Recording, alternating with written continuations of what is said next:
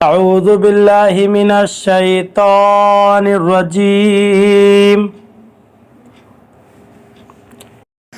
بسم الله الرحمن الرحيم.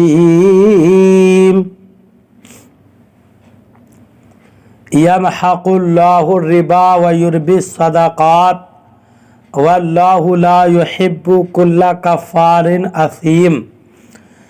ان الذين آمنوا وعملوا الصالحات واقاموا الصلاة وآتوا الزكاة لهم اجرهم عند ربهم ولا خوف عليهم ولا هم يحزنون.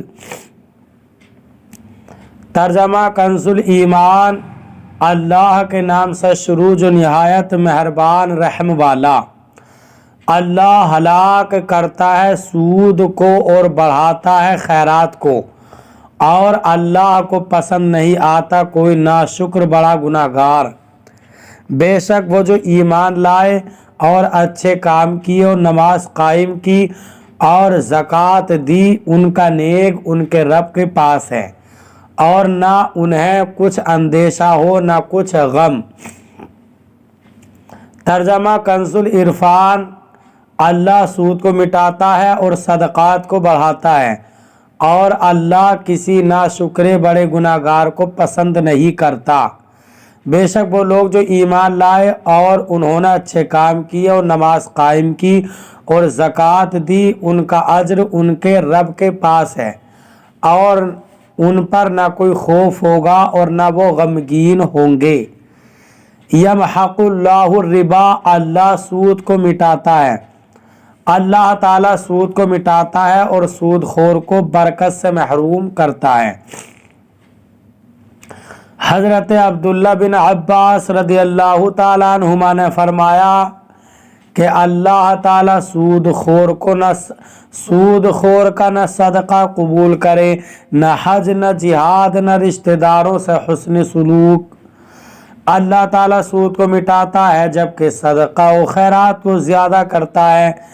دنیا میں اس میں برکت پیدا فرماتا ہے اور آخرت میں اس کا اجر و ثواب بڑھاتا ہے. چنانچہ اللہ تعالی ارشاد فرماتا ہے: وَمَا آتَيْتُم مِّن زَكَاةٍ تُرِيدُونَ وَجْهَ اللَّهِ فَأُولَٰئِكَ هُمُ الْمُضْعِفُونَ.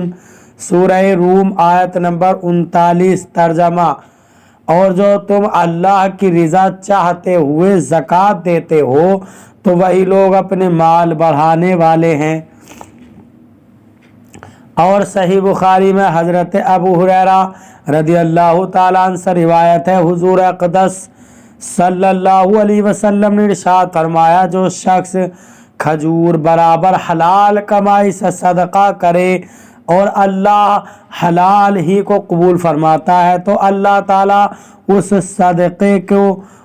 صدقے کو قبول فرماتا ہے، پھر اسے اس کے مالک کے لیے پرورش کرتا ہے جیسے تم میں کوئی اپنے بچڑے کی تربیت کرتا ہے، یہاں تک کہ وہ صدقہ پہاڑ کے برابر ہو جاتا ہے. یا ایھا الذین آمنوا اتقوا اللہ وذروا ما بقی من الربا ان کنتم مؤمنین.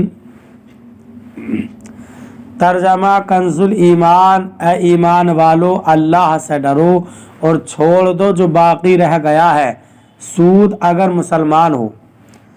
ترجمہ کنز العرفان. اے ایمان والو، اگر تم ایمان والے ہو تو اللہ سے ڈرو، جو سود باقی رہ گیا ہے اسے چھوڑ دو.